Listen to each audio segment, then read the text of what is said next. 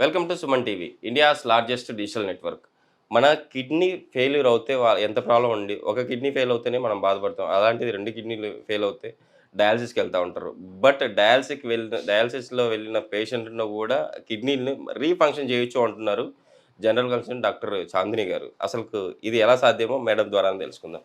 నమస్తే మ్యామ్. నమస్తే అండి. మేడం, చాలామందికి ఒక కిడ్నీ ఫెయిల్ అవుతేనే చాలా ఇబ్బంది పడతా ఉంటారు. బట్ 2 కిడ్నీలు ఫెయిల్ అయ్యి ఆళ్ళు లైఫ్‌ని లీడ్ చేయడానికి చాలా ఇబ్బంది పడుతుంటారు. అలాంటి వాళ్ళకు ఒక మంచి రెమెడీ ఉంది. ఇది చేస్తే డెఫినిట్‌గా షూర్‌గా 2 కిడ్నీలు మళ్ళీ రీవర్క్ చేస్తాయని చెప్పేసి అంటున్నారు కదా! How it's possible ma'am? యాక్చువల్‌గా అది ఎలా వర్క్ అవుతుందనేది తెలియాలి. జనరల్‌గా ఏమవుతుందంటే, మనం తిన్న ఫాస్ట్ ఫుడ్ గానీ, ఆల్కహాలిక్ గానీ, అండ్ సిగరెట్ స్మోకింగ్ గానీ, అండ్ హై బీపీ గానీ, అండ్ డయాబెటిస్ గానీ, అండ్ స్ట్రెస్ గానీ, అండ్ ఆక్సిడేటివ్ స్ట్రెస్ అంటారు. సో, ఇలాంటి స్ట్రెస్ మీకు ఎదురైనప్పుడు మీ కిడ్నీస్ ప్రాబ్లమ్ అయ్యే ఛాన్సెస్ ఉంటాయన్నమాట.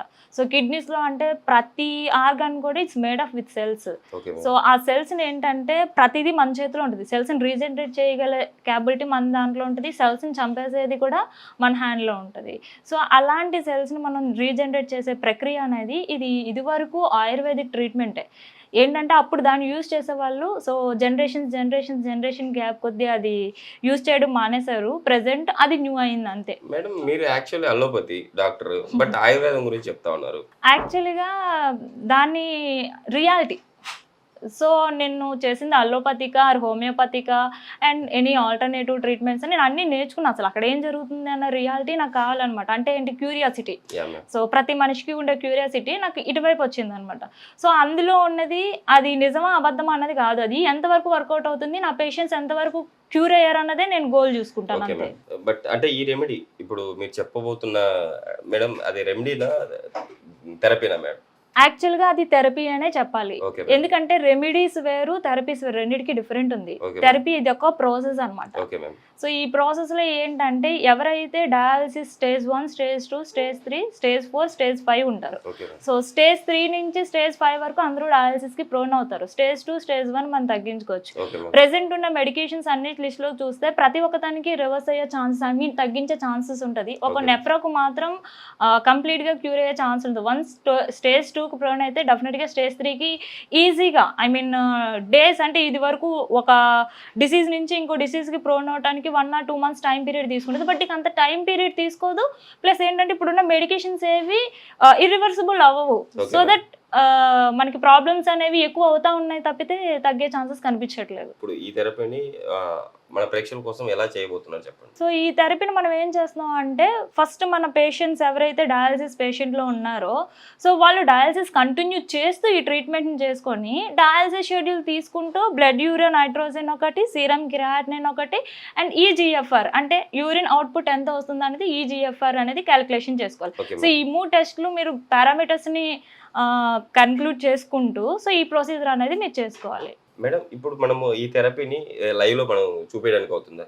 అవుతుంది సార్. సో, ప్రొసీజర్ చేసుకునేటప్పుడు కొన్ని ఇంపార్టెంట్ స్టెప్స్ అయితే ఉన్నాయి. సో, ఆ స్టెప్స్‌ని మీరు జాగ్రత్తగా పాటిస్తూ చేయాలి. సో, ఎందుకు మనం అంత జాగ్రత్తగా పాటిస్తూ చేయాలి అంటే, ఇక్కడ యాక్చువల్‌గా వాటర్ అనేది హై టెంపరేచర్‌లో మనం బాయిల్ చేయాలి. Okay ma'am. సో, దీనికి మనకు కావాల్సిన మెయిన్ ఇంగ్రీడియంట్ వచ్చి ginger paste. Okay so, ma'am. మీరు పచ్చి అల్లం, ఎండు అల్లం తీసుకోకండి. ఎందుకంటే దాంట్లో అంత కెమికల్ కాన్స్టిట్యూయెంట్స్ అనేవి ఉండవు. Okay so, ma'am. పచ్చి అల్లం తీసుకొని ఇలా పేస్ట్‌లా చేసేసి, ఓకే దాన్ని మ్యామ్. ఒక వైట్ కర్చీఫ్ తీసుకొని, ఈ ఓకే. వైట్ కర్చీఫ్‌లో వేసి ఏదైతే మనం తీసుకున్నామో ఈ ఓకే. 2 గ్రామ్స్ అల్లం పేస్ట్‌ని దీంట్లో వేసేసి, ఓకే సో మ్యామ్. నేను ఇది 2 గ్రామ్స్ పేస్ట్ తీసుకున్నానండి.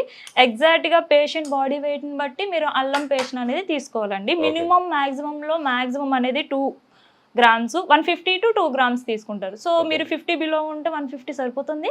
అండ్ అబోవ్ 50 ఉంటే ఇదే సరిపోతుంది. సో, దాన్ని ఏం చేయాలంటే మనం 2 లీటర్స్ ఆఫ్ వాటర్ తీసుకోవాలండి. ఇక్కడ బాయిల్ ఓకే. వాటర్. యాక్చువల్‌గా నేను ఇది ఆల్రెడీ ప్రిపేర్ చేసి పెట్టాను. ఎందుకంటే ఇక్కడ బాయిల్ చేయడానికి కుదరదు కాబట్టి. ఓకే. సో, నేను ఆ బాయిల్ వాటర్ తీసుకొని మినిమం 2 లీటర్స్ తీసుకోవాలి. దాన్ని హాఫ్ లీటర్, 1 లీటర్ వచ్చే వరకు దాన్ని బాయిల్ చేయాలి. ఓకే ఓకేనా? సో, ఈ 1 లీటర్ వచ్చే వరకు బాయిల్ చేసి పెట్టిన తర్వాత ఏదైతే ఈ జింజర్ పేస్ట్ ఉంటుందో, ఓకే. ఆ జింజర్ పేస్ట్ ఎక్స్ట్రాక్ట్‌ని బయటకి తీసేసి, ఓకే ఆ మ్యామ్. వాటర్‌ని ఒక కర్చీఫ్ ఒక టర్కీ కవల్ కచ్చిఫ్, టర్కీ టవల్స్ టైప్ లో ఉంటాయి కదా నాప్కిన్స్. సో వాటిని తీసుకొని అందులో ఉన్న బాయిల్డ్ వాటర్ ని బాగా పిండేసి ఎక్కడ మన 2 కిడ్నీస్ ప్లేస్ ఎక్కడ ఉంటుందో దాన్ని చూసుకొని వెనకతల దాన్ని మసాజ్ చేస్తూ ఉంచుకోవాలి. సో దీని ద్వారా ఏం జరుగుతుంది అంటే ఈ జింజర్ ఎక్స్ట్రాక్ట్ ఏదైతే వాటర్ లోకి దిగుందో సో అది ఏంటంటే టాపికల్ రూట్ అన్నమాట. మన పూర్వీకులు చాలా అంటే చాలా తెలివైన వాళ్ళు. సో మా తెలివితేటలు మనం తీసుకొస్తే అడ్వాన్స్డ్ అంటున్నాం కానీ అయ్యే తెలివితేటలు మారుస్తూ చెప్తున్నాం.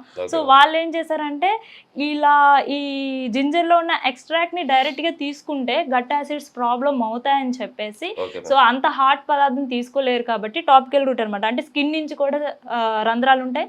సో ఆ రంధ్రాల ద్వారా కిడ్నీలోకి వెళ్ళేటట్టుగా అంటే మనం ఎగ్జాక్ట్ గా ఎంత పాయింట్ ఆఫ్ తీసుకుంటాం అంటే ఇప్పుడు మనం 2 grams ఆఫ్ థింగ్ తీసుకుంటే మీకు 1 ml కి ఎంత కాన్సన్ట్రేషన్ వెళ్తుందో ఆ కాన్సన్ట్రేషన్ మీరు త్రూ సెల్స్ నుంచి వెళ్ళేటప్పటికి మీ కిడ్నీకి కావాల్సిన కరెక్ట్ సైజ్ అనేది పెనిట్రేట్ అయిపోతుంది.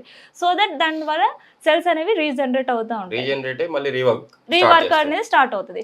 సో మీరు ఇలాగా మార్నింగ్ అండ్ ఈవినింగ్ ఎవ్రీడే చేసుకోవాలి. అలాగే మీకు కంప్లీట్ గా చాలా మంది లాంగ్ టర్మ్ డయాలసిస్ లో ఉన్న పేషెంట్స్ కి యూరిన్ అవుట్పుట్ కంప్లీట్ గా బంద్ అయిపోతుంది. సో కంప్లీట్ గా బంద్ అయిన వాళ్ళకి యూరిన్ అనేది డ్రాప్స్ గా స్టార్ట్ అయిపోతుంది. సో నేను డైరెక్ట్ గా ప్రాక్టికల్ గా చేశాను అండ్ ఇట్స్ వర్క్అవుట్ థియరీ.